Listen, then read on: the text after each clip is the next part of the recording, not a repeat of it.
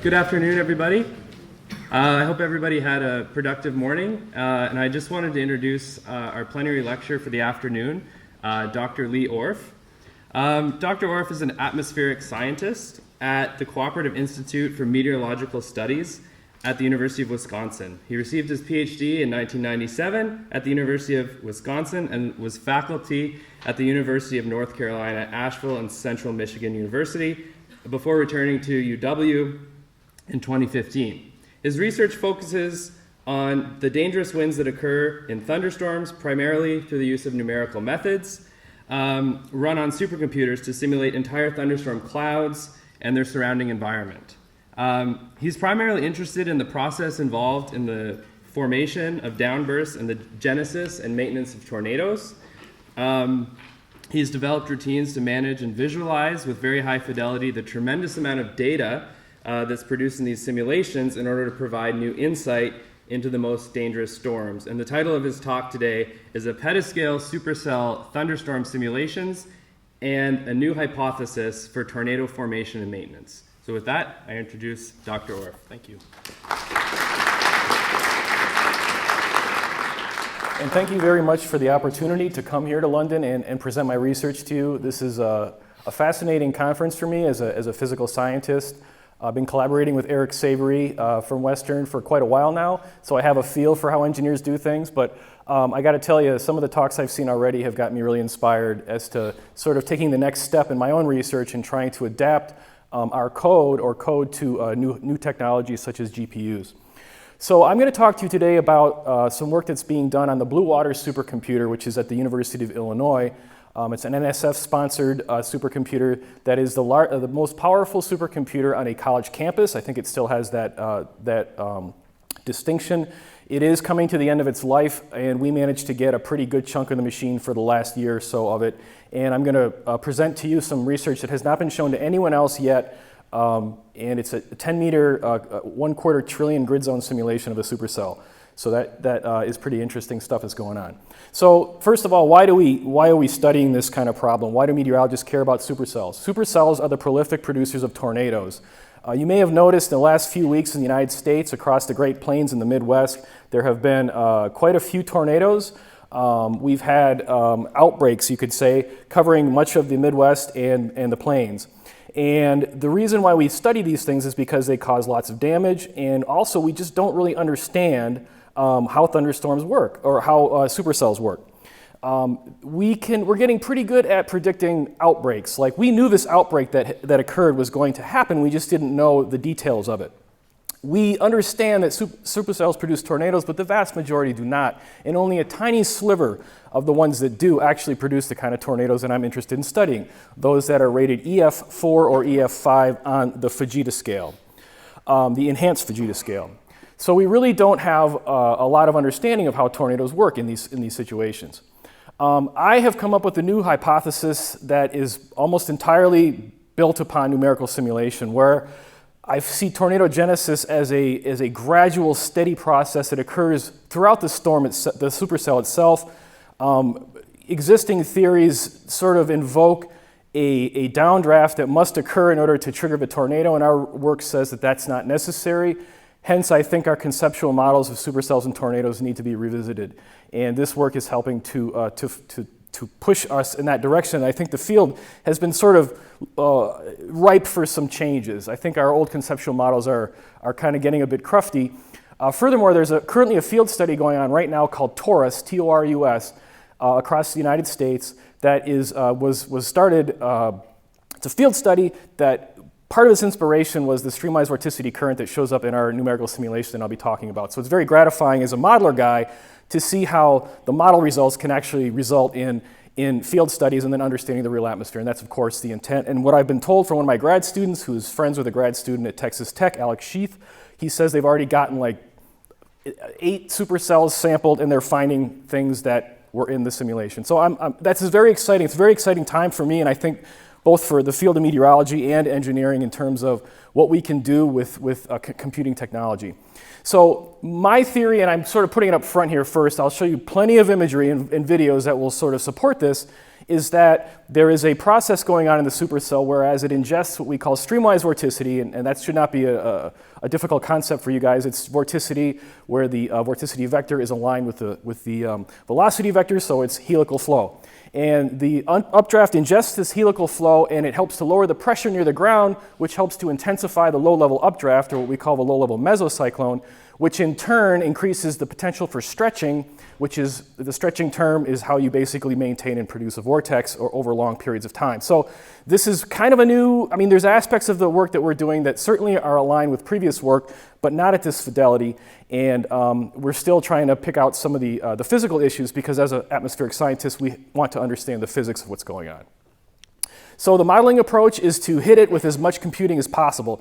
I have always sort of taken that approach in my work. I'm interested in computing almost as much as I am in meteorology, or maybe even more sometimes. I think it's just, we have these supercomputers, and why aren't we using them better is kind of how I always approach these problems. So I've been spending lots of time trying to figure out primarily how to handle the data load that these simulations produce. All the graphics you'll see me showing were produced post hoc, after the simulation, from history data. None of it was done in situ, even though in situ is convenient, but it's not very useful for my work where I want to be analyzing something for years.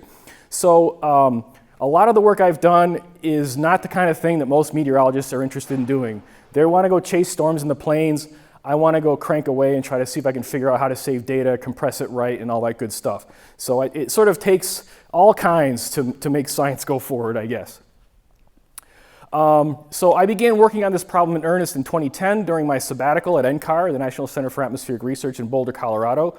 I developed a process for saving data. It's HDF5 data, or HDF5 data format, with some compression, lossy compression. This is also very, very critical, I think, to high data type problems in sciences. You don't need 32 or 64 bits of precision in your saved data usually, unless you're doing specific kinds of statistics. I think we need to think very carefully about using algorithms that allow you to compress data in a dynamic way that allows you to retain a certain amount of accuracy. And the ZFP compression algorithm that I'm using does that just very fine, and it works very well. This allows me to save basically 20 times more data than I would otherwise, which means I'm going to save 20 times more time steps so I can, do better analysis and visualization after the fact. The one storm that we've been simulating for a long time is 24 May 2011. This was an EF5 tornado in El Reno, Oklahoma, which now has 3 tornadoes to its name. There was one in El Reno about a month ago, part of that outbreak. So if you want to see tornadoes, go to Oklahoma. And we also have more recently, and this is with my collaborator Kathy Finley at the University of North Dakota, started looking at another storm from the 27 April 2011 outbreak in Tuscaloosa, Alabama. That was another very widespread outbreak in the southeastern United States. Killed a lot of people, EF5, EF4 tornadoes. So we now have 2 storms that produce EF5 tornadoes, not just one, which is good. So we started out doing 30-meter grid spacing, about 1.8 billion grid zones. Again, this is all CPU-based on the Blue Water supercomputer. That's actually not a very big simulation. Although in my field, it's a huge simulation. Most people in meteorology are still doing supercell simulations at about 200-meter grid spacing, maybe if you're lucky, 100-meter grid spacing. And part of what I hope results from the work that I'm doing is it makes people sort of aim a bit higher. Part of me likes to be the only one really doing work at this scale for supercells, but I really want to see the field sort of move in that direction because we're missing important scales. And I think the fact that we're not resolving these scales in many of our simulations has brought us down the wrong path when it comes to understanding how supercells work. At least that's some of how supercells work. So I'm going to show you the 30-meter simulation, which is like almost run-of-the-mill right now, but I've done many of them. We're going to be studying this one and basically writing papers about it. But because of the way that computer time is allocated, I have to use it when it's there, so I've been spending so much time running simulations and saving data that I haven't published a whole lot of papers, but there's going to be a whole lot of papers coming out from this work, as you can imagine. So we're about 6,000 seconds into a 10-meter, truly isotropic, 250 billion, 0.25 trillion just sounds better, you're in the trillions now, on blue waters, and I will be showing you some animations from that. So the real storm we're studying, or that we're trying to simulate, produced a long track EF5 strength tornado. That's winds on the ground exceeding 200 miles per hour. I discovered, and I won't go down this road too much, but in meteorology, thunderstorms are highly nonlinear. You have all this latent heating, you have all this precipitation processes. I've noticed in engineering models, you often apply an external forcing that takes care of all that stuff. In meteorology, we want the physics to dominate everything. And this has an impact on how we do our boundary conditions, for instance. We don't use a no-slip surface boundary condition in our model because we don't have a sufficient vertical resolution for that boundary condition to be proper. And if I do try to use that in our current model, it just destroys the storm and we don't get a tornado. So there's issues with these things. I see sort of a convergence coming now with the approaches that wind engineers are using and the approach that physical scientists such as myself are using, and I'm very excited about that.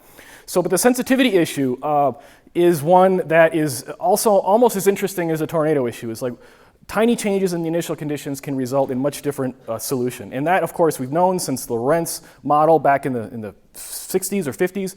But the implications of this are vast, because if a computer model at high fidelity, you run 10 simulations, you do an ensemble, and half of them produce an EF5 tornado and half of them don't, what's your forecast going to be? What's causing that bifurcation in the solutions? That's a very interesting problem in meteorology. It's probably one that can be applied to models at all scales. So this is something I hope to turn to an advantage at some point. In other words, trying to tease out the internal variability in these storms. So some meteorological jargon here. We used an actual atmospheric sounding from a weather balloon launch as the initial conditions for the Tuscaloosa storm. This is unusual. Typically in the model of the 24 May storm, we're using a retrieved sounding from a model simulation. So it's already balanced and everything. But Kathy Finley tried this one out. This would be representative of the air that would have fed the storm, maybe the Tuscaloosa storm or one of those storms from that outbreak. And we get a similar result and a different result. I mean, the storm produces an EF5 tornado. The streamwise vorticity current that we've been studying is there, and sometimes not, and sometimes it seems to modulate the tornado's strength. Very interesting.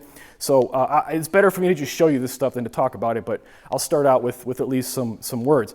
So I'm not the first person to go down this road. Bob Wilhelmsen was probably the big pioneer who did his big simulation, which was big at the time in 1989. One of his students, Bruce Lee, did some simulations on the connection to the CM5 machine, if any of you might remember that. And he did non-tornadic supercells. So these are, non-supercell tornadoes. So you can get tornadoes out of ordinary thunderstorms under certain conditions. Basically, you might have a shear instability and you have rapidly growing cumulonimbus above that, and you can stretch that and produce a line of tornadoes. Work done by Ming Shui at the University of Oklahoma, where he commandeered the Pittsburgh Computer Center for a couple of weeks or something and did a simulation of the Del City 77 storm, and so on and so forth. Our recent work and some work done by Yao et al., who's a Chinese scientist. So we're just kind of building on the shoulders of others here for sure. So before I get into some of the modeling work, let's get our eyes aligned at what supercells look like so that you can sort of think about them when I'm showing you my numerical results. There is a lot of work being done, as I mentioned earlier, on field studies of this stuff, and I'm going to sort of give you compare some of the real storms to some of the simulated stuff to get our bearings. So for instance, here's a very nice looking supercell thunderstorm, very representative. You see different features here, which I'll label. You have the tornado, which is that big wedge thing underneath there. You all probably could figure that out. On the right-hand side, we have a feature called a tail cloud, which is highlighted because I think it's associated with, or at least related to, the streamwise vorticity current that we've identified in our simulation data. The forward flank of the storm and the rear flank of the storm, these are just terms we use to describe which side of a tornado you're on, basically. And one of the things that I'm really deciding is this is way insufficient. Using flanks as delineators for where you are in the storm is almost meaningless, because the air that comes from the forward flank wraps around the rear flank and comes into the tornado. Who cares what flank it's in? You're basically in a giant vortex.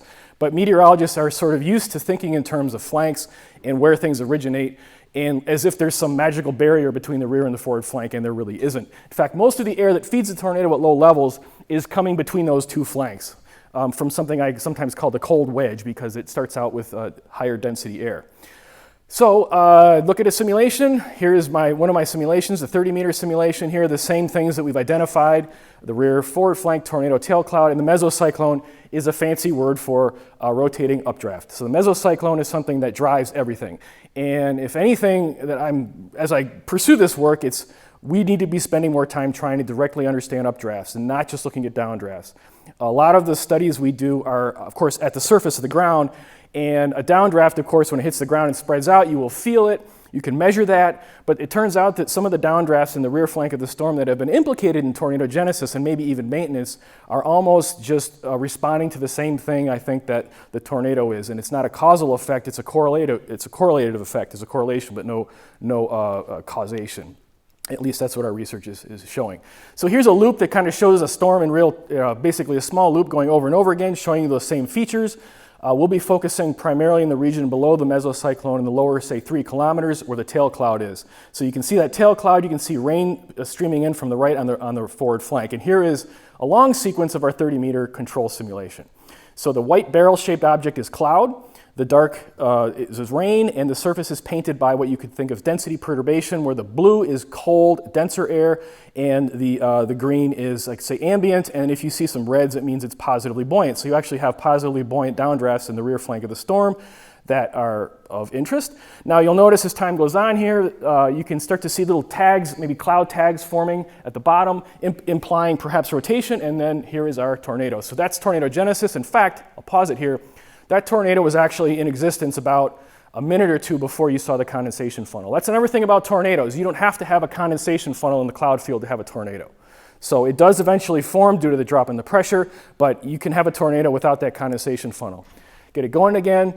This tornado starts out as a single-celled tornado, which is dominated by upward moving air. It eventually transitions into a multiple vortex tornado. So this process of transitioning from a single cell to a two cell to a multiple vortex tornado is very interesting, and we will definitely be looking at this as well. Now, keep in mind this entire storm is moving towards the northeast at about 40 miles an hour. I'm moving with it, so we're moving the domain with the storm. I've done this simulation enough times that I've got that vector locked in, so the tornado just seems to sit there, which is very useful because I can do things like temporal averaging without having to trace the vortex around because it's basically planted in one spot. Not all supercells produce tornadoes that have a constant vector. This one's rather unusual that way, and you can see another vortex coming around the side there. So, as you look at this stuff, I'm just going to be blasting this stuff at you, but from the engineering perspective, I'd like you to be thinking about ways that perhaps we can improve our engineering models to try to reproduce what's going here a little bit better. Because obviously not everybody can have a supercomputer and do this kind of work. Pause it here and I'll talk about the vorticity field. But that's one thing. One of the things that strikes me again is that most of tornado models, even done by meteorologists, are done like trying to reproduce chambers that are barotropic, meaning there's no density variations. And almost everything I see, when you see that cold air at the surface and the warm air, almost everything is driven by horizontal density gradients. I mean, a lot of it is. So perhaps we need to be incorporating that. Maybe it's not so important with the tornado itself, but it's certainly driving a lot of the circulation that leads to the tornado. So this is the vorticity magnitude field shaded by the vertical component of vorticity. So that big red thing that's rotating is the mesocyclone. It's red because it's cyclonic, rotating counterclockwise in the northern hemisphere. The blue guys to the right are in the rear flank of the storm. Those are some lazy vortices that you probably wouldn't see with your eye, but they're rotating anticyclonically. As this thing sort of strengthens, you'll notice at the surface you also see horizontal rolls and sort of spiraling around a center point. So there's very complex flow here. The streamwise vorticity current is this thing that we've identified, and again, it is primarily streamwise air along the forward flank that is helping, and we haven't established the mechanism yet, but it helps to strengthen the low-level updraft that drives the tornado. So the SVC is a very prominent feature in this simulation, and again, it's something that they're looking for in the field right now, because this is a feature that's only really been identified in the models so far with our earlier work. But as you can see, this thing goes on. It's fascinating. There's lots of turbulence. There's lots of, you'll see on the rear flank, just tons of anticyclonic vorticity get kicked around, and eventually the tornado gets what we call occluded. It gets surrounded by air. It sort of gets nestled in the cold air, gets hit by rain and hail, and eventually it does weaken. It takes a long time for this thing to finally die. Here's one of my favorite sequences that shows the streamwise vorticity current in action. You can see the direction of these particles that we're letting go. You can see that they're moving and rotating pretty much along the same axis. I mean, obviously it's not all streamwise, but it is primarily streamwise vorticity. And right where you see above that FF, I'll pause it here, this is where you're seeing the really strong pressure gradients, and I'll show that in a little bit, that I think are helping to drive the tornado. The SVC does not directly encounter the tornado, which is fascinating to me. It sort of comes up and around it. So it's basically it's providing the scaffolding or the forcing that helps the tornado go, at least via the mesocyclone. These are things we haven't quantified yet, but these simulations, the animations certainly do bear this out. So if you look at this image, this is a view looking towards the north. You see these tubes here, these vortex tubes. You know, we had no idea they existed, and obviously, again, they're in the model, but the idea that the updraft could tilt vorticity that's almost completely on the ground horizontally into the vertical is kind of a new concept. Most meteorologists haven't really considered that the updraft could be so strong at that level, and we're always invoking downdrafts to bring vorticity to the ground that we can then stretch. But there's vorticity all over the place in these supercells. We're finding this in the field as well. So that's why the main conceptual model for tornado formation, I think, is flawed, because it's built on a faulty premise. It's built on the premise that you need a local downdraft to bring vorticity to the ground first before it can turn into a tornado. Now that theory doesn't even attempt to explain the maintenance phase, which to me, in our simulations show, is all one process. Genesis and maintenance are the same process. Yes, you have to form the tornado, but really the tornado just seems to come off almost as an afterthought once the updraft is strong enough and it starts to scour up vorticity, local vorticity. So this is a simulation, the 30-meter one, that I save data every time step, 1/6 of a second. So this is as smooth as you can possibly get. You can see the SVC coming around the bend on the left there. You can see these vortices being tilted rapidly into the updraft, and you'll see, and on the left image, I'm painting it by the updraft speed, so when the greens and whites get really strong, that shows the updraft getting stronger. And notice how everything just seems to kind of converge together into a vortex. There's no trigger. There's no downdraft adjacent that started that thing off. It's a very steady process. It's like putting your foot on the accelerator and just pushing slightly more and more until it reaches that critical point where a tornado happens to come out of it. Now, obviously, we need to study this process much, much more. But the animations and the simulations tell a pretty compelling story. Here's the same sequence, but from a different view, looking towards the east. This really highlights the SVC. You can see that it's coming up and around, and this will also give a nice view of tornado genesis in the 30-meter simulation. Keep an eye on those vortices. Everything just suddenly gets very linear looking, and you see all these vortices you can tell they're getting the bejesus stretched out of them. You know, there's like 12 vortices there, and watch as they all sort of come together. You know, I don't see a triggering mechanism. It's just a very gradual, steady process.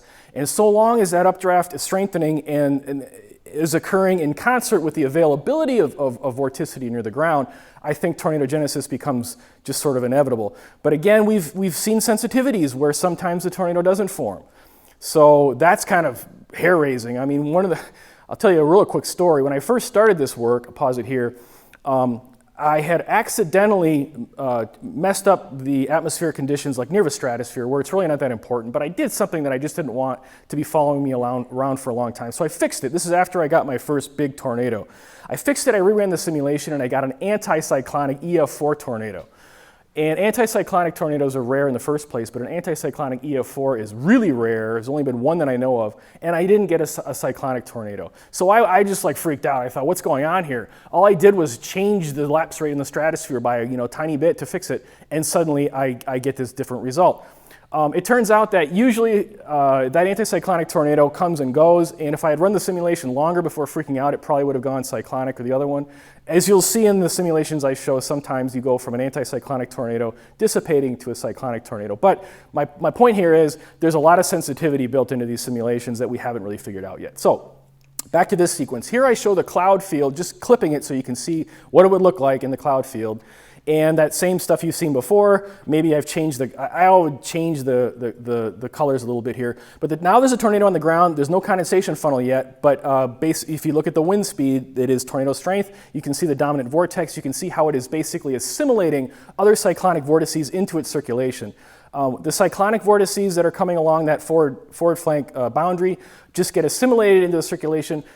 You sometimes see other vortices that spin around like a barber pole. Those are anticyclonic, and they actually don't get assimilated. They get sort of advected upwards into the storm. So one of my grad students is looking at this. We're going to take this region along the forward flank and look at the average stretching term near the ground. So we're doing horizontal averages here. So the stretching term, again, is just dWdz, at least in the simple form. Pause it. So when you see these maxima down here at the bottom, This is showing you that the stretching is maximized only a couple hundred meters above the ground. But as the simulation progresses, notice how that stretching gets stronger and stronger, and it's maximum at the ground. The vertical dashed line is tornadogenesis. So it's like, wow, we've got a tremendous amount of stretching near the ground. The reason why stretching can get so strong near the ground is W goes to 0 on the ground always. So dWdz, if you have a strong updraft above that 0 point, you're always going to have a lot of stretching. So again, this is another reason why we need to really increase our resolution so we can capture these things. So yeah, again, we're just starting to look at this more quantitatively. Here's a longer sequence of this 30-meter simulation that I just showed you, showing the vorticity field shaded by the vertical component of vorticity. So I'll pause it, but I want to show you, look at these, need a third hand here, but if you look at these vortices here along the forward flank boundary, you see blue ones, red ones, blue ones, you know, there's kind of a mix. But notice in the beginning, they all pretty much kind of move towards the rear of the storm. Now, as I show this sequence, watch how as time goes on, they slow down, and then just about the point at which they start to turn direction back to the forward flank, the tornado actually forms. So, you know, those guys are just kind of cruising along from the forward flank to the rear flank, and they're just moving, and not a lot's going on, but just about, right about there, you notice there's sort of the red one just kind of turns around, and boom, there's your tornado. You can see it in the red feature there is a tornado. So again, this is making me think it's really this strengthening updraft. It gets so strong, the horizontal pressure gradient gets so strong that the wind has no choice but to sort of come back now, because the dominating force is to bring it back. And then it just accumulates and you get this just giant tornado. It's interesting also that, you know, when the tornado is really going crazy like this, all those other vortices seem to have gone away. You know, it's interesting, and there's so much to unpack here. But now, you know, it just kind of goes crazy. You can see it undergoes a two-cell tornado where you see those twin multiple vortices. That's been shown in laboratory simulations and in the lab, regular simulations. And we're marginally actually capturing the subvortices. And we'll see in the 20-meter and the 10-meter simulation I'm going to show you shortly that we're actually capturing the subvortices now much better. Here's another sequence of the 30-meter simulation showing the vertical vorticity, or the vorticity shaded by the vertical component. So the red guys are cyclonic, the blue guys are anticyclonic. But really, it's just beautiful. I mean, I see this and I'm amazed by this. I mean, you can see what's happening. This is why I like to show videos rather than talk, because the video tells the story. This vortex here is a horizontal vortex. It's being maintained and stretched. It's being stretched horizontally. It's being tilted vertically. You know, it's fascinating to me, all the stuff that's going on here. How important these little vortices are as compared to like the main air that's feeding the tornado is unclear. I think the tornado, you know, you see this rapid, this elbow-shaped pattern here as the tilting occurs over a very small area. Again, this is something that I think meteorologists really haven't strongly considered, but these simulations are starting to make us sort of question some of our assumptions that go into our conceptual models. So there it is, looks, you know, beautiful. You see those two intertwined vortices. That is also seen in the laboratory studies as well. So that's an anticyclonic tornado. I'll pause it there. That is just dissipating. I didn't go back earlier here, but notice what happens right after the anticyclonic tornado goes away. Boom, you get the cyclonic one. This is a 15-meter grid spacing simulation, so we're almost up to the 10-meter. You can see now that the forward flank, the tail cloud is much more turbulent. It looks more cellular. The tornado itself you can tell it's scouring up vortices, and they're manifesting themselves in the cloud field. But I will say this, we're getting a pretty good convergence of solution as far as the general story here. We start out with an anticyclonic tornado that dissipates, or an anticyclonic vortex dissipates, leads to a very strong, long-lived cyclonic. That happens in the majority of our 30-meter simulations and our 20-meter simulations, and it now happens in the single 10-meter simulation that we're still running on blue waters. So in a sense, while the details are different, it's good that we're and there's an anticyclonic one that just decides to come and do a little dance there. Just fascinating fluid dynamics going on here. It really is amazing. But I think that there is some encouragement here in that we don't have to run everything at 10 meters necessarily to answer some questions. The blue guy you see on the left there is dissipating. That's the anticyclonic tornado, and now the red guy is there. So this is the vorticity field. Notice it's mostly red. I'm shading the total vorticity field by the vertical component. I'll do that one again slower. Anticyclonic tornado dissipates. You can see the accumulation of cyclonic vorticity as it sort of dissipates. And out of that mess of turbulent flow and vortices, there's the cyclonic one. So as you can see, the details here are quite amazing. Now, one thing I've done, and I'm going to show this shortly, is I've done temporal averaging, which I've noticed you guys do this as well, and it's very useful because then you can really get to the forest and avoid some of the trees, so to speak. Here's another view of that sequence just showing this. You can tell that it's streamwise vorticity because even though it's a bundle of what I sometimes call phosphorescent spaghetti, you can see that it is really kind of, as a whole, rotating in a helical form as it gets ingested into the low-level mesocyclone. So this next set of sequences are temporally averaged over 2 minutes in 1 second intervals. And yes, that was a fun I/O problem to have. I did it in slices and then stitched them all back together. But because the storm isn't really moving, I've got it locked in a domain relative sense. I can just temporally average and look at what's going on. So on the left, we have isosurfaces of pressure deficit. So minus 15 hectopascals going down to minus 50 hectopascals in different colors. On the right, we have at the same location, the updraft, looking at the vertical component of the wind, positive values from 30 to 60 meters per second. So I'll just let this go, and you can follow along. As you see on the left, we see that the pressure is dropping over this 2 kilometer, 3 kilometer region. As the pressure drops, notice how the structure of the updraft is changing. The updraft is getting stronger, closer to the ground, so that means the stretching is getting closer, near to the ground. And out of this, eventually, forms a tornado. But you notice, again, we've averaged everything, but it's pretty good. I mean, there's no trigger. There's just this gradual process. And there's your tornado averaged over time. You'll see it sort of shift a little bit as the tornado does move a bit. Temporal averaging does smear some things out, but this pretty much tells a very compelling story. And this temporal averaging technique is something we're definitely going to be using in order to really just get to the heart of what's going on here, because you really do run into a data overload problem.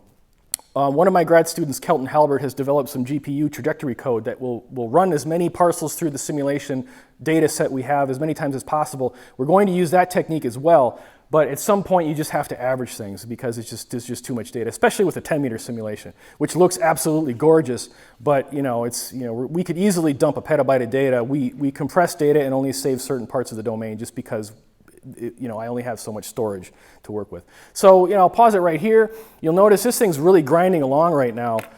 This protuberance here in the pressure field, this is associated with the streamwise vorticity current. So that right there tells a huge story to me. So along this sort of axis where this maximum pressure is, this is kind of where that streamwise vorticity current comes around. But the vertical pressure gradient, the non-hydrostatic vertical pressure gradient here is very strong. And notice how this is lined up with a pretty strong vertical gradient here as well. The tornado, of course, will just distort the flow because there's often very strong vertical motion here.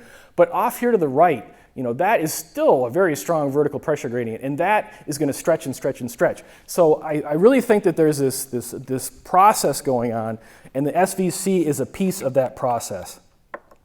And again, it's still early days. As much as I like these simulations, I got the computer funding way up front, and now the real funding's coming in so we can actually do the actual science. I've gotten very good at storing data for putting it on ice for later usage. Every time I write a grant, it's got half a petabyte of storage in it, just because we can do that at my institution. We have the facilities for it. Here's the same very similar sequence showing volume rendered data, the pressure, W, and then streamwise vorticity on the right, showing how these things all work in concert. There you have your pressure drop. You can see the updraft getting really strong near ground. You can see dWdz in those contours, and there's our tornado. Again, the streamwise vorticity current is manifest pretty well in these averaged fields. You can see it right there. When I show this pretty much tells a very strong story. This is essentially our hypothesis we're working on. The SVC and there's definitely prior work that's going to guide us very much in figuring out how the pressure drops and how that works. We just have to do our due diligence. Okay, I will share a short sequence of this new storm that we've been studying, the Tuscaloosa storm. This one is from the 27 April 2011 outbreak. This is also a 30-meter simulation, and we're probably going to do a 10-meter simulation of this one as well. Now this one, I'll just let it go. On the forward flank, you see the beautiful cascading hail and rain coming down and sort of coming around the other side. You can see a tail cloud. There's actually a tornado on the ground at this point. It's just that the condensation field isn't showing it, partly because we need to include physics into our model that centrifuges rain out. Right now, the rain kind of scours away some of the cloud. Here's another view of the vorticity field from that same simulation. Look at that huge gyre in the forward flank. That's crazy. That would probably produce some pretty nice downbursts over there. One of the interesting things, and I'll pause it, of this storm is that it's drawing a lot of vorticity from the ambient environment ahead of the storm on the warm side. And that's something we didn't see so much in the 24 May storm. But this is something we see in the field for sure. So I'm talking about these vortex sheets that sort of roll up into vortices. And also, this is the SVC in this simulation. So this simulation, I mean, we didn't know it was going to happen, does have a streamwise vorticity current. But it doesn't occur at least obviously, until after the tornado is formed. The tornado in this simulation starts out much weaker and it takes more time to develop into an EF5. And that's good. We want to see some diversity in our solutions. If everything was the same, that wouldn't be right, because I just know it's not right. So we're seeing some similarities and some differences, and there's plenty to study here. Finally, another view, the tornado's on the ground. You can see, I just love looking at the forward flank with all that precipitation falling, producing all that turbulent flow. Although, you know, on the forward flank boundary here, it's pretty laminar. You know, it's really not that turbulent in some regions of the storm. Some regions are turbulent and some regions aren't. So it's good. We know our numerics are probably correct. If everything just went totally turbulent, we'd probably be under diffused. But actually, things do converge in certain areas of the storm. So this sequence I'm going to show you is tornado genesis for the April 27th storm. Here we have, you'll see, I'll just let it go. Very sort of anticlimactic. You see a few vortices just kind of hanging out there on the left, and they just kind of come together to form a tornado. Again, I see this as more of a gradual process, and again, this tornado isn't as strong out the gate as our other one is. So here's another way of looking at this. I'm looking at an updraft isosurface, I think of 40 meters per second. I'm showing some the blue is downdrafts of like 15 meters per second or so I can show that. And it's a different view. The view in the bottom right is the view that is more from above. So let this go. Again, you've got a thin wedge of vorticity. I think that's the one inverse second isosurface. Starts out as a very thin, narrow tornado, and it kind of stays that way for a long time. I'm going to speed it up here for the sake of time. You can see the beautiful hook echo there. That's another feature of supercells. And now it starts to widen. You can see the updraft is getting stronger near the ground. This tornado undergoes a little wobble, I think, as it transitions over to a two-celled, and our 24 May simulation does that as well. So tornadoes are dynamic things. They don't always just start out the same way. They have their own life cycles, which is fascinating. Pause it here. I know I'm going really fast because I got so much video. But now look at the updraft. Notice that isosurface used to be, you know, a kilometer higher above the ground. Now it's really close to the ground, and that coincides with a stronger tornado. So again, from my perspective, it's all about the updraft. We need to study the updraft even closer than we are now and look at the forces that are involved in causing that updraft to be so strong. It's a very challenging thing to do from an observational perspective. I've talked to radar meteorologists about this. You can drive a radar underneath a supercell and scan upwards, but you might die when the tornado forms, because that's like where the tornado forms. So measuring the updraft is something that I think we need to think very hard about. I'm at least gratified that we're studying the forward flank much more than we have been in the past, because this is starting to give us insight into parts of the storm we weren't aware of. So, but measuring the updraft is going to be hard, and I know it's going to be hard, but I still think we should try to do it. We need to directly measure the updraft of these supercells, and now, you know, it's pretty strong, and yeah, I'm going really fast here. It exits stage right, and it eventually dissipates. Okay, so this next sequence has never been shown to anyone before. I was literally banging this stuff out last week before this conference, hoping I could get something decent, and I did get something decent. So this is a big deal in my mind. I have to believe, I'm pretty sure this is the biggest simulation ever done of a supercell by far. 0.25 trillion grid zones. Although watching Brian Vermeer's talk in his group at Concordia, I'm really amazed. He just sort of drops it out there. Oh yeah, this is like, 20 petaflops. I mean, that's the direction we need to go. We need to better utilize GPUs, and that's something that I'm interested in doing. But right now, this is probably the biggest simulation you're ever going to see of a CPU-based cloud model, because they're not going to make machines like this anymore. Blue Waters is going away in less than a year, and they're not going to build a machine that's primarily CPU-based anymore. It's going to be GPU-based. The Summit supercomputer, which I guess is the biggest in the world now, is something like 90 to 95% GPU-based. And you just can't port your code. You need to basically refactor it. And this is something that I've come to realize. We're just going to have to do it at some point. Okay, so let's just show this one. It's again, it looks similar to the ones we've shown, but here I've changed my data saving strategy. We're going to look at tracks of vorticity. I'll run this a short sequence first, but now we're watching the tracks of vorticity at the surface. So this is kind of I'm trying to zoom out and zoom in to give you an idea of the size of this problem. You're only seeing a tiny fraction of the full domain. I didn't even show you a very big fraction of the full domain when I was zoomed out, okay? There's a ton more that you're not seeing. But what you do see here, and again, now we'll do it a little bit slower, there's a ton of vorticity. It's everywhere. There's vortices everywhere in these storms. They're forming in different regions. They're forming in the cold pool. They're forming along the edge of the surges in the rear flank gust front. Notice the cycloidal patterns. I'll pause it here. The left image is from an aerial photo of the Fairdale tornado of April 9th, 2015. This was in Illinois, not too far from where I grew up, actually. And on the right, you see these lovely cycloidal patterns in the data. This just blows my mind. I mean, the kind of stuff that this 10-meter simulation, even the chamber model simulations we've done have been around maybe even coarser than this or along the lines of 10 meters. So we're just doing a full cloud simulation and letting things happen, and it produces this. It's really cool. So anyway, and it looks like that. Letting it go again, I'll be showing you a bunch of sequences here. This is the potential temperature perturbation field. So this is like dense air is blue. Again, I'm only showing you a small piece of the domain here. But you can see that there are density gradients. The coldest air here, the darkest blue, is about 7 kelvins below ambient, and the green is a couple Kelvin above. I'm showing you, zooming in on a tornado, you can see in the potential temperature field, you actually see the multiple vortices, so there must be some compression going on that reveals those, but you can go blind watching this, man. I mean, the different patterns, sometimes there's 2 dominant, sometimes there's 3, sometimes there's 5. It's like some poor undergrad's gonna have to count all those. Maybe, any volunteers? I'm sure I could find volunteers. But no, I mean, seriously, the tornado is undergoing some pretty amazing morphologies, but this looks right. I mean, this is what you see in the field. So again, as we get to higher resolution, I'm not seeing a point at which everything breaks down because our assumptions go bad. This looks even better and better.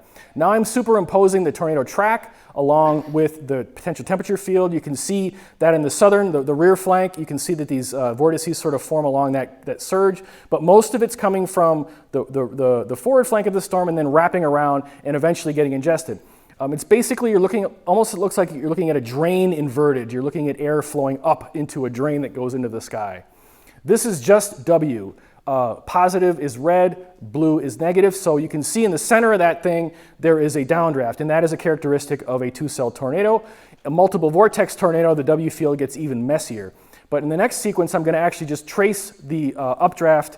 I'm going to show you the same sequence, but also trace the minimum W to show the path of that thing. So once the storm becomes 2-celled, I'm just tracing that negative W field there that's sort of extruding out there. So there's all sorts of fun things you can do with data. And this is not just for fun. This is not just for showing how cool the simulation is. This helps me go into the simulation and know where to do the quantified work, to do the quantitative analysis. But it is also kind of fun to make these two, I will admit. Here we're just looking at the ground relative horizontal wind speed maxima, so this is like the EF5 damage. Those red swaths, as you would expect, because it's ground relative wind speed, I'll pause it here, you would expect the strongest winds to be on the right side because it's a cyclonically rotating vortex. The same issue occurs with hurricanes. We have a cyclonically rotating hurricane in the northern hemisphere. If it comes, say, think of Hurricane Katrina, and Hurricane Katrina actually came on shore. The strongest winds were on the right side, the east side of the vortex. New Orleans was on the left side. It wasn't the winds that caused all the damage with Katrina. It was the flooding and then the winds that came around the back and when they breached the levees. But you would expect to see the strongest winds on the right side from a ground relative sense. Let it go again. But again, you see those cycloidal paths in the velocity field as well, as you might expect. You also see surges. Pause it right here. This little blue line here is our anticyclonic tornado that you saw earlier. Oh, actually, you didn't see it in the simulation, but it's there. And then isn't it interesting? There must be like a seesaw type thing going on where then the cyclonic vortex occurs. But this is the pressure field. The strongest values go dark red, I think. But again, you see those cycloidal patterns. They're not biased towards the right now because it's pressure, but you see those patterns as well. This means we're getting it right, or we're getting it pretty right. I won't say we're getting it absolutely right. We never do with numerical work.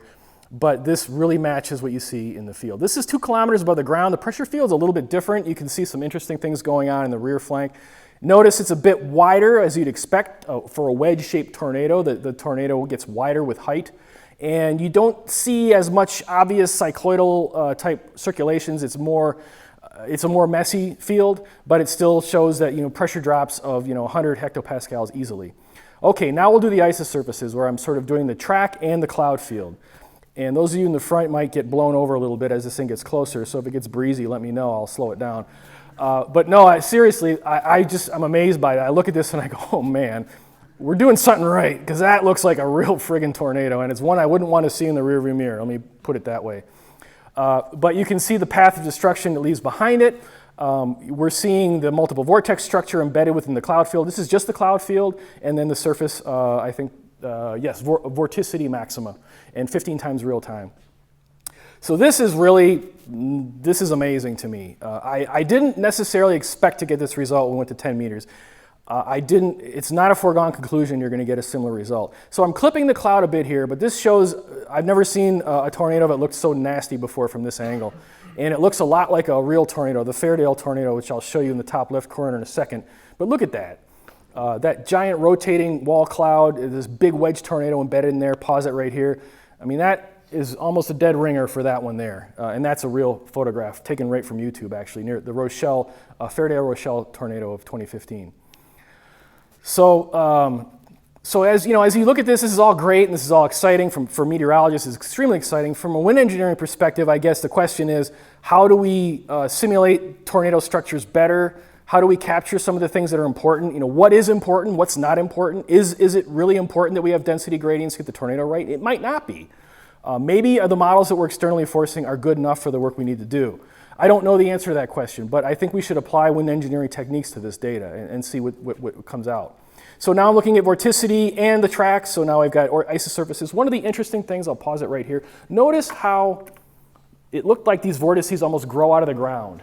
So these guys over here, you'll see these vorticity isosurfaces, they're constant, I think it's 1 inverse second, but there's definitely interest in how tornadoes form and how vortices form, and they really do seem to come out of the ground, so to speak. So you have these, but not always. But sometimes they do. So this top-down, bottom-up sort of idea is still something that is of interest in meteorology. And I'm not sure if I think that vortices are just doing what they're doing, but I don't know, we'll see. When you have that kind of vertical gradient near the ground, both anticyclonic and cyclonic vorticity can be stretched quite a bit. So it's really no surprise that you're seeing these things kind of explode out of the ground because they're entering this zone of extreme vortex stretching. And there's another one that comes around the bend, gets assimilated into the main circulation. So I haven't talked too much about the CM1 model. I know some of you are probably asking questions, what are the numerics and all that good stuff? It's a third order Runge-Kutta scheme, sixth order advection, uses a staggered Arakawa C mesh, so the velocity values are staggered 1/2 grid zone in their direction. It's a standard meteorological model. We're using a TKE closure scheme. We've used Smagorinsky as well. If you're running at high enough resolution, it almost doesn't matter what your TKE scheme is if you're really explicitly resolving turbulence. In fact, it would be nice to just not get rid of it at all and use some of that cool flux reconstruction stuff that Vermeer was talking about. I can't get that talk out of my head because I think that's the way to go. Anyway, enough of that. So yeah, this is beautiful. It produces a beautiful multiple vortex tornado. Here we have velocity or vorticity maxima and volume rendered vorticity. So you can sort of peer through the tornado. You can see all those guys swarming in. It's like a vortex party. Everybody come along and they fill that sucker up. And it's fascinating. So this, again, I created this data last week. It's still sitting on disk. The simulation isn't complete yet. Where you see the tornado stop is where we've stopped. I'm probably going to go back and rerun portions of this and save data. So this is a 1 second, 1 second interval saves. The time step in this simulation is 1/20th of a second. So you're seeing every 20th time step. So I'm probably going to save at, say, 2/10 of a second or something like that. So at least we can get closer. I'm not going to save it every time step. That's just crazy. But we do need to save some of the domain at higher temporal resolution to understand the tornado better. Here's yet another view, volume rendered vorticity magnitude and the surface vertical vorticity. So you could just sort of like, you're chasing this thing now, and you'd be sort of flying over a damaged area if you took this route. And again, the field work that's being done now involves flying drones, actual quadcopter drones and UAVs, so more like gliders. This is a very exciting development from my perspective because we need to get in situ data of temperature and pressure and humidity. You cannot get those things with radar. Okay, radar will give you reflectivity primarily and some other things involving reflectivity along with radial velocity. Radial velocity is not enough. We need the three-dimensional field if we can get it. Showing the same thing in a different way, and this time it's the vorticity magnitude volume rendered with the surface ground relative horizontal wind speed. So again, you see those scalloped patterns that are indicative of flow that goes a little stronger on the right side because of the motion of the tornado. And you know, when you see these little variations there, it's no surprise that sometimes you see one block of a neighborhood annihilated and a block, you know, 100 feet over that was untouched or not annihilated. So it's the multiple vortex nature of these tornadoes that's causing that kind of almost chaotic damage patterns. Notice it gets wider as time goes on, as it becomes multiple vortex. The wind maxima go down a bit, so there's probably conservation of circulation here, and the circulation's broadening, so that means your damage is not as intense locally. So that's all the 10-meter simulation, but I do have another segment for you where I compare the 30-meter simulation to really try to compare it to observed storms. And this is work that's collaborative work with a videographer named Hank Shima, who is Houston-based, and he goes out and chases storms for a living. He actually is one of the few people in the world that can actually make a living chasing storms because he does such a great job with videography, you know, and Patreon and YouTube, but he's also on a field project right now as a videographer. Anyway, I will let this go in this last sequence, and then I'll be able to pause for questions. Hope I'm not running too late. I think I'm right on time. So here's a beautiful volume rendering done by David Bach at the NCSA, National Center for Supercomputing Applications, where Blue Waters lives. There's the cloud on the left, the rendered cloud, and a real sequence that Hank found on the right. Looks very, very good. Mammatus clouds are typically found in supercells. You see, you could be forgiven for switching these around. They look so similar. That again suggests we're doing a good job. Tail cloud, the non-tornadic supercell above shows that tail cloud coming in. You see the same feature in our simulation for our tornadic storm. Here's our SVC, and then Hank found a sequence where it looks very similar along the forward flank. So in meteorology, we're super careful about drawing conclusions in models that aren't seen in the environment. So this is why I hammer this stuff home. The model's doing a pretty good job because we can do this side-by-side comparison, and it looks really good. And that's why we have to find the SVC, because if the SVC only exists in a model, then I'm just sitting here having fun. Nice multiple vortex tornado in this one. This is a 20-meter simulation. And finally, we see these little vortices, these horizontal guys that you see on the right. That's from the Katy, Oklahoma tornado a couple of years ago. And you see similar stuff on the left with the 30-meter simulation with these vortices, horizontal ones. So, okay, you've made it. It's a lot of video. So I'll just sort of close up with some parting thoughts here. So again, I am a physical scientist, an atmospheric scientist trying to understand tornadoes, but I have 2 feet, or 1 foot heavily in the meteorology and 1 foot heavily in, I wouldn't necessarily call it computer science, I guess it is. It's more like figuring out how to get computers to do what I want them to do, which is part of computer science at least. From a meteorological perspective, I think that this research is really showing that our conceptual models for supercells are not quite right. They need revising, certainly for tornado genesis and maintenance. I really see, and I hope you sort of can see my point here, where tornado genesis appears to just sort of be the result of a long, steady process, and eventually vorticity becomes consolidated and turns into a tornado. Now, obviously, we still have a lot of work to do to really quantify this. And finally, that pressure drop at between 1 to 3 kilometers is something that we're going to study very carefully. That, to me, is the main thing to understand, because if you can explain that pressure drop, and you know, maybe it's SVC, maybe it's more nuanced than that, that right there should basically say, look, there's no surprise that we're getting these strong tornadoes because those sorts of pressure gradients are ridiculous. And finally, we do seem to get convergence to a certain extent, not in a literal extent, where the solutions are qualitatively very similar once we get from 30. I've done 30, 20, 15, and 10. And I'm not doing this just for fun. I mean, I think it's important that we really look at these things at high resolution, not just for fun, but actually to understand things, and I think we're in that direction. And I do believe that's my last slide. I want to acknowledge several individuals here. First of all, my collaborators, Kathy Finley, Bruce Lee, Robert Wilhelmsen, Larry Frank and I at UCSD are doing some work that's adjacent to this. Morgan O'Neill at Stanford, we're looking into what happens at the top of the cloud. Hank Shima, as I mentioned before, is doing videography. We're comparing. My graduate students are Kelton Halbert and Austin Dixon, and Michelle Elmore is also a graduate student working on this. And I will say very gratefully that the National Science Foundation of the United States has funded the Blue Waters work, has funded much of my salary. I think we can do a lot of good things with public money. I maybe don't need to tell you guys this, but in our country, you might think otherwise. But very great things can be done with supercomputers. And I guess I'll just pause there and ask any questions. Thank you very much.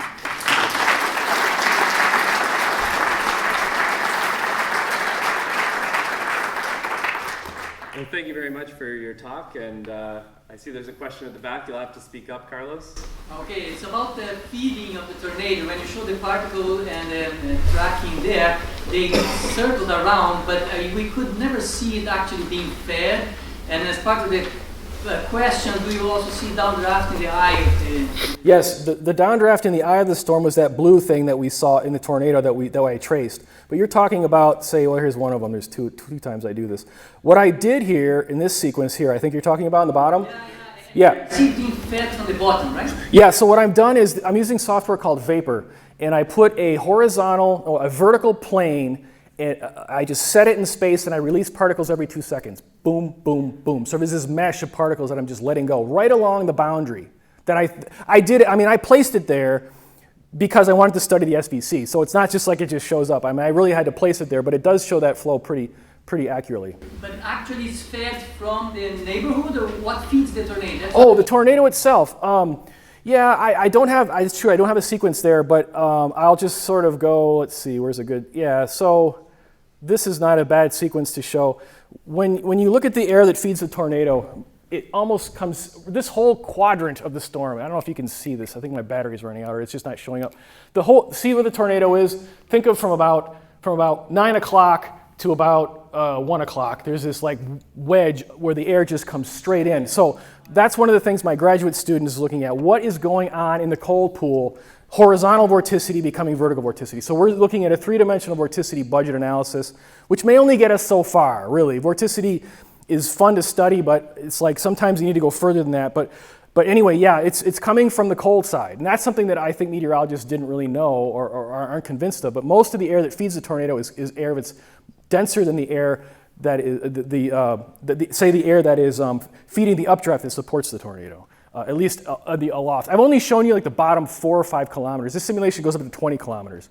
So there's a lot I haven't shown you just because I can't cram everything into one talk. But yeah, that air is feeding the SVC. The air that feeds the tornado is definitely northwest of that.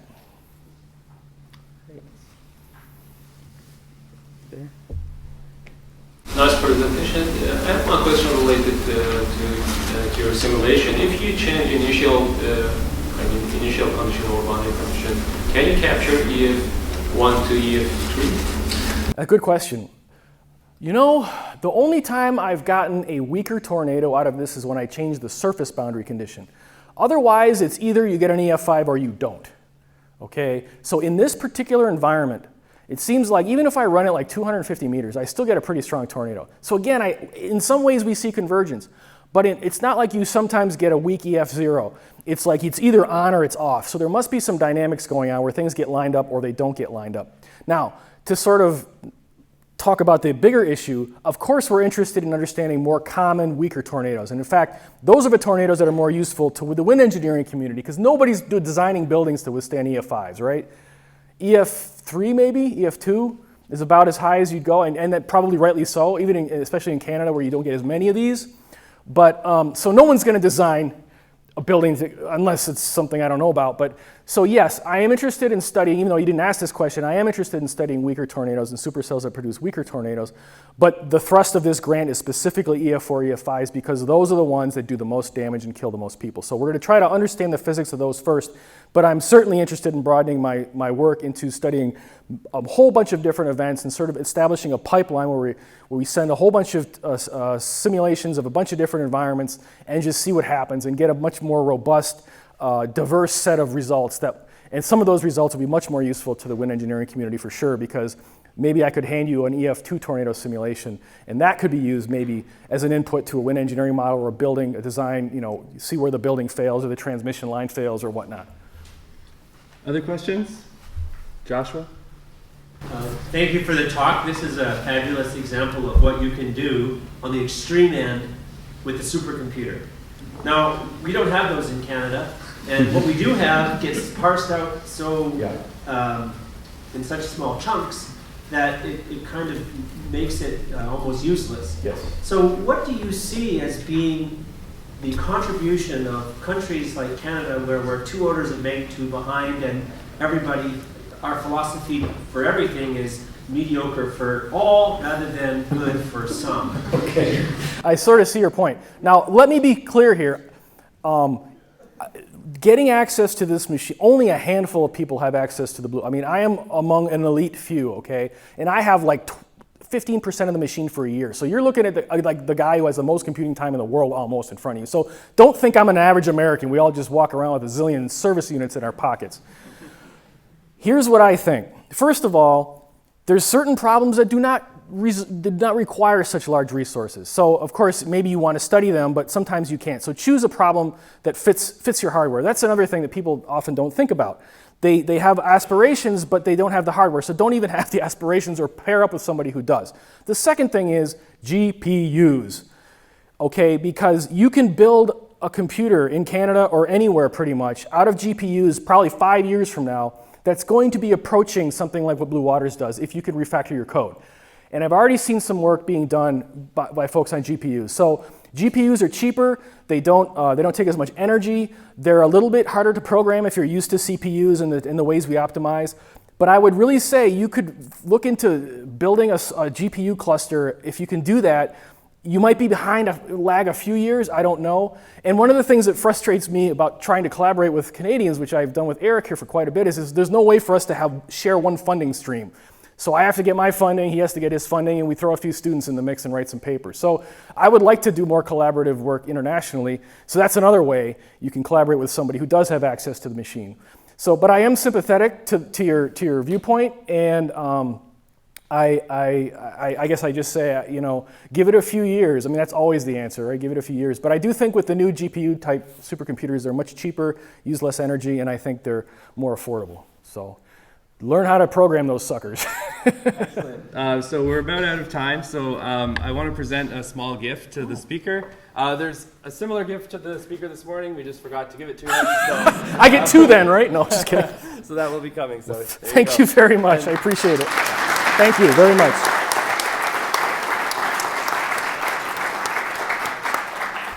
So next we have the coffee break, which is back in the